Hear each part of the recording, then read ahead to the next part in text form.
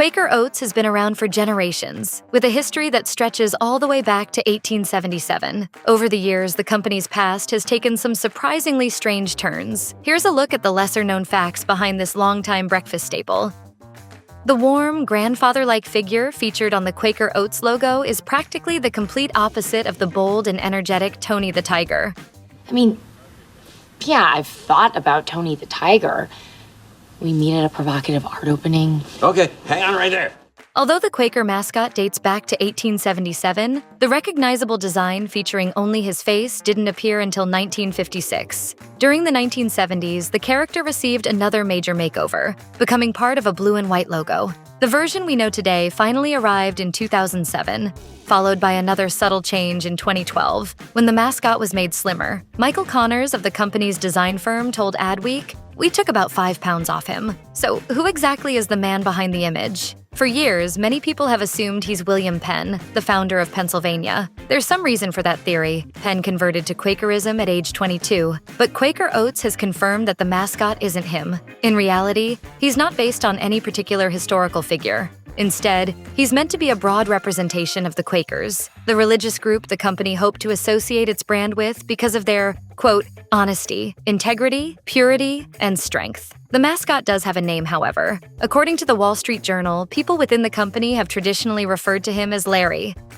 Quaker Oats' rise to success is pretty remarkable, considering the company helped build an entire industry by persuading Americans that something they associated with animal feed belonged in their own diets. One of the company's founders was Ferdinand Schumacher, a German immigrant who had grown up with oats and porridge as familiar foods. After arriving in the United States, however, he discovered that oats were largely viewed as something meant for horses. Schumacher began marketing oats in glass containers filled with small, cubed pieces. Their convenience helped attract customers, prompting him to find a way to make the product quicker to prepare. Around the beginning of the Civil War, he introduced rolled oats. The military was looking for inexpensive ways to feed large numbers of people, and soldiers gradually became comfortable with the idea of eating the same oats that had traditionally been given to horses. Henry Kroll, another of Quaker Oats' early founders, made a smart packaging decision by putting the company's oats into the familiar round, brightly colored containers we recognize today. That eye-catching design helped draw customers in, but an even bigger innovation was printed directly on the package. Quaker began placing recipes on its boxes, a marketing idea introduced in 1891 that has since become commonplace. Around that same period, the company also pioneered 2 other promotional strategies that would become hugely popular, offering small samples for customers to try and including prizes inside the packages. In 1891, shoppers might even discover a piece of breakable dishware tucked inside their box of oats, a promotional stunt that would obviously raise some serious safety concerns today.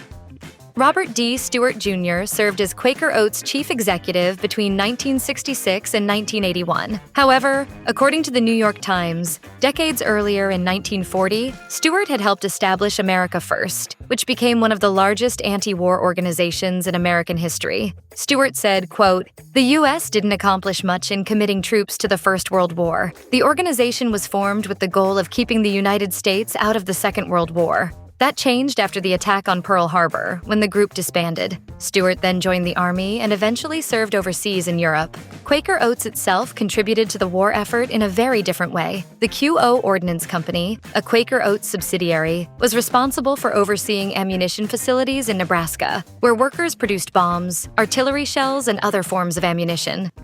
Willy Wonka and the Chocolate Factory remains one of those unforgettable childhood movies, even though its darker moments scared plenty of kids. According to the Huffington Post, Quaker Oats played a major role in bringing the film to the screen. Ever wonder why the movie doesn't share the book's title, Charlie and the Chocolate Factory? The answer is marketing. Quaker wanted to turn the Willy Wonka name into a brand of its own. Quaker Oats helped finance the movie, while Paramount handled its release. The company then developed a candy line inspired by the film. The Willy Wonka products debuted around the same time as the movie, although production didn't go completely according to plan. Only peanut butter Oompas and Super Scrunch bars were available when the film premiered. Wonka bars followed several years later, before Quaker Oats eventually sold the candy business to Nestle in 1988.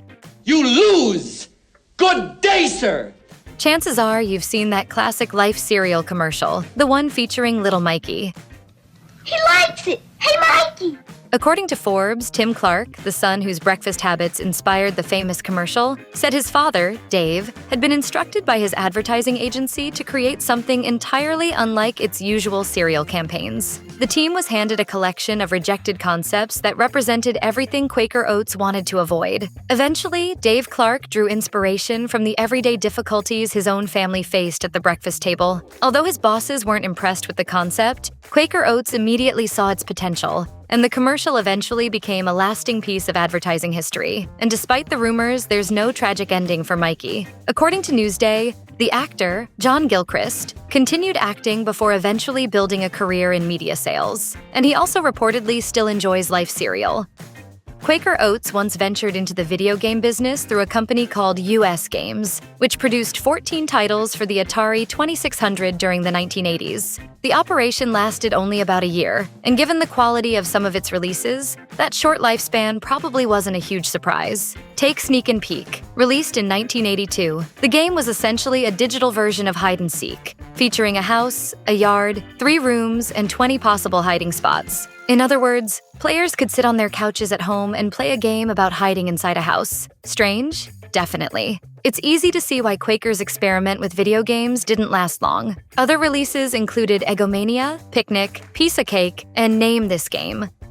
Before 1997, food companies faced strict limits on how they could promote specific health benefits. A product could be described as low in fat, for instance, but manufacturers couldn't claim that eating it could help control cholesterol levels. That changed when Quaker Oats approached the U.S. Food and Drug Administration seeking approval to promote the idea that oats, as part of a balanced, low-fat diet, could help lower the risk of heart disease. According to CNN, Quaker's request helped reshape how food manufacturers could market health-related claims. The decision wasn't without controversy, however, as some groups argued that such claims could leave shoppers with the impression that certain foods were inherently or magically healthy. Despite those objections, the FDA approved the change sought by Quaker. By 1999, the Chicago Tribune reported that Quaker Oats sales had reached record levels.